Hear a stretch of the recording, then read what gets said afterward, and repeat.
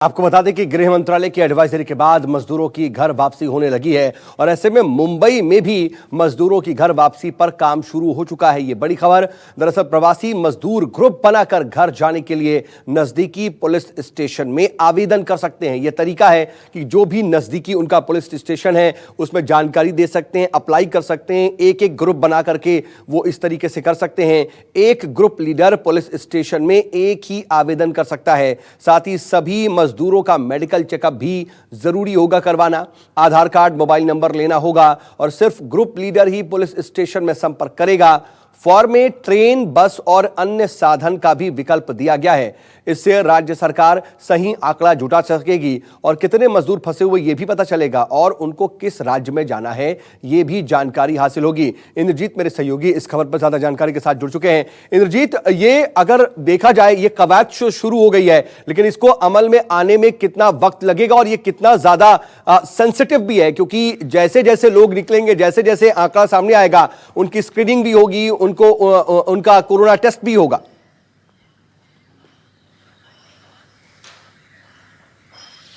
जी बिल्कुल, अगर राज्य सरकार की बात करें तो राज्य सरकार पहले से इसकी तैयारी कर रही थी, लेकिन कोई सही आंकड़ा राज्य सरकार के पास नहीं था। एक प्रेस कॉन्फ्रेंस में मुख्यमंत्री ने कहा था करीब 3.5 लाख वर्कर 6 राज्यों के हैं, यहाँ पर फंसे हुए हैं, एक अनुमान है और इन 3.5 लाख वर्करों को उनके राज्य में भेजनी उनकी प्राथमिकता है। लेकिन सही आंकड़ा जुटाने के लिए सरकार ने ये तकनीकी अपनाई है कि पुलिस स्टेशनों को यह अधिकार दिया है कि वो स्थानीय लीडरों को बुलाएं, स्थानीय लीडर कुछ लोगों का डाटा इकट्ठा करें और इसके बाद सही वर्करों की संख्या कितनी है, उनको कहाँ पे जाना है, उनकी तबीयत कैसी है, इन सब के बारे में जानकारी मिल पाएगी।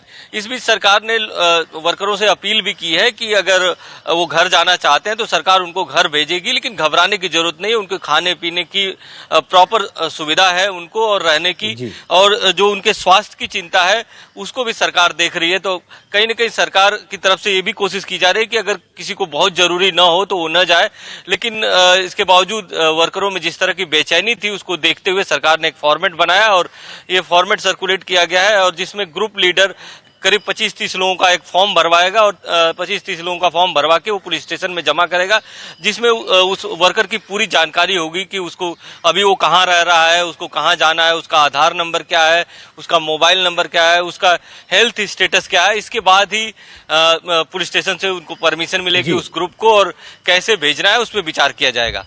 जी, लेकिन इसमें जो अलग अलग विकल्प हैं, एक तरफ जहां स्पेशल ट्रेनें जो चल रही हैं इंद्रजीत, उसके बीच में जो अलग अलग विकल्प दिए गए हैं कि चाहे वो ट्रेन से जाना है, चाहे वो बसेस से जाना है, तो उसको किस तरह से अमल में लाया जाएगा? क्योंकि जो स्पेशल ट्रेनें चलाई जा रही हैं, क्या उसके जरिए भी इस तरीके से मजदूरों को पहुंचाने की कोशिश होगी?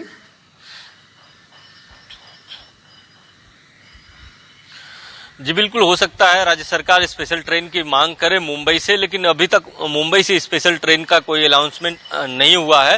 अभी तक जो स्पेशल ट्रेन चली है वो नासिक से चली है, तो हो सकता है ये भी कि बसों में लोगों को ले जाकर, एक ग्रुप को ले जाकर नासिक तक छोड़ा जाए और नासिक से आगे उनको जहां जाना है वहां जाने दिया जाए।